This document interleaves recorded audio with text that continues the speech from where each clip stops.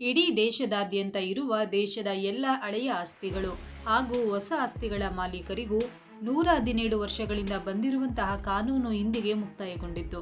ಇನ್ಮುಂದೆ ಈ ಕಾನೂನು ಇರೋದಿಲ್ಲ.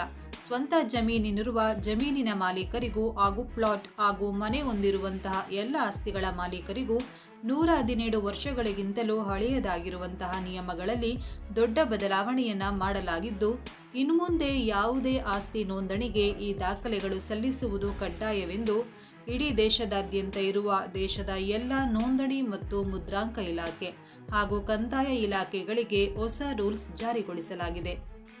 ಬನ್ನಿ, 117 ವರ್ಷಗಳಿಂದ ಇರುವಂತಹ ಯಾವ ಕಾನೂನು ಅಂತ್ಯಗೊಳಿಸಲಾಗಿದೆ ಹಾಗೂ ಯಾವ ಹೊಸ ರೂಲ್ಸ್ ಜಾರಿಗೆ ತರಲಾಗಿದೆ, ಈ ಎಲ್ಲ ಸಂಪೂರ್ಣ ಮಾಹಿತಿಯನ್ನ ತಿಳಿದುಕೊಳ್ಳಲು ತಪ್ಪದೇ ವಿಡಿಯೋವನ್ನ ಕೊನೆಯವರೆಗೂ ನೋಡಿ.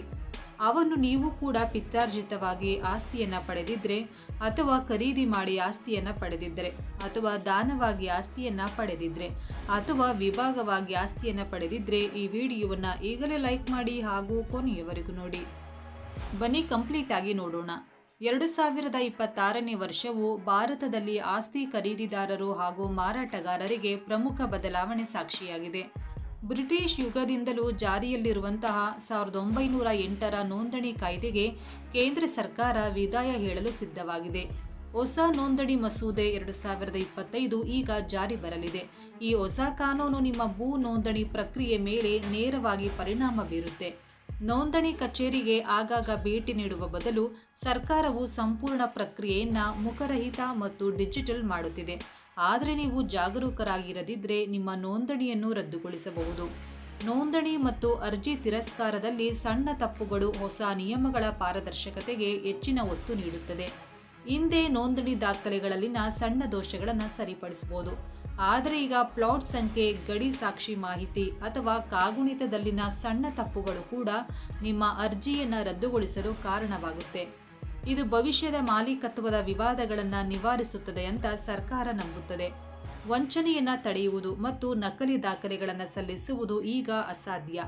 ಒಂದೇ ಭೂಮಿಯನ್ನು ಬಹು ಜನರಿಗೆ ಮಾರಾಟ ಮಾಡಲಾಗುತ್ತಿರುವುದು ಹೆಚ್ಚಾಗಿ ಕಂಡುಬರುತ್ತದೆ. ಹೊಸ ಡಿಜಿಟಲ್ ನಿಯಮಗಳ ಅಡಿಯಲ್ಲಿ ಭೂ ದಾಖಲೆಗಳನ್ನು ಆಧಾರ್ ಮತ್ತು ಪ್ಯಾನ್ ಕಾರ್ಡ್ಗಳಿಗೆ ಲಿಂಕ್ ಮಾಡಲಾಗುತ್ತೆ.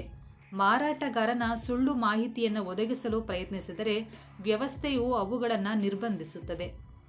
ಬಯೋಮೆಟ್ರಿಕ್ ಪರಿಶೀಲನೆ ಮತ್ತು ವಿಡಿಯೋ ಪರಿಶೀಲನೆಯಂತಹ ತಂತ್ರಜ್ಞಾನಗಳು ಖರೀದಿದಾರ ಮತ್ತು ಮಾರಾಟಗಾರ ಇಬ್ಬರೂ ನಿಜವಾದವರು ಅಂತ ಖಚಿತಪಡಿಸುತ್ತೆ.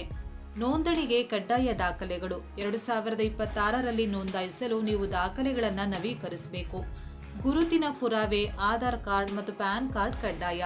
ಹಣಕಾಸಿನ ದಾಖಲೆಗಳು, ಕಳೆದ 3 ವರ್ಷದಿಂದ ಆಸ್ತಿ ತೆರಿಗೆ ರಸೀದಿಗಳು, ನಕ್ಷೆ, ಪ್ಲಾಟ್, ಡಿಜಿಟಲ್ ನಕ್ಷೆ ಮತ್ತು ವಿಶಿಷ್ಟ ಐಡಿ ಪಾವತಿ ಪುರಾವೆ, ನೋಂದಣಿ ಶುಲ್ಕ, ಆನ್ಲೈನ್ ರಶೀದಿ, ಸ್ಥಳೀಯ ಸಂಸ್ಥೆಯ ಪುರಾವೆ, ಪುರಸಭೆ ಅಥವಾ ಪಂಚಾಯಿತಿಯಿಂದ ನಿರಕ್ಷೇಪಣಾ ಪ್ರಮಾಣಪತ್ರ.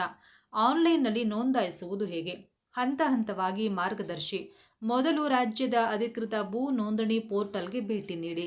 ಆಸ್ತಿ ವಿವರಗಳು, ಪ್ರದೇಶ ಮತ್ತು ಮಾರುಕಟ್ಟೆ ಮೌಲ್ಯ ಮಾಪನವನ್ನು ನಮೂದಿಸಿ.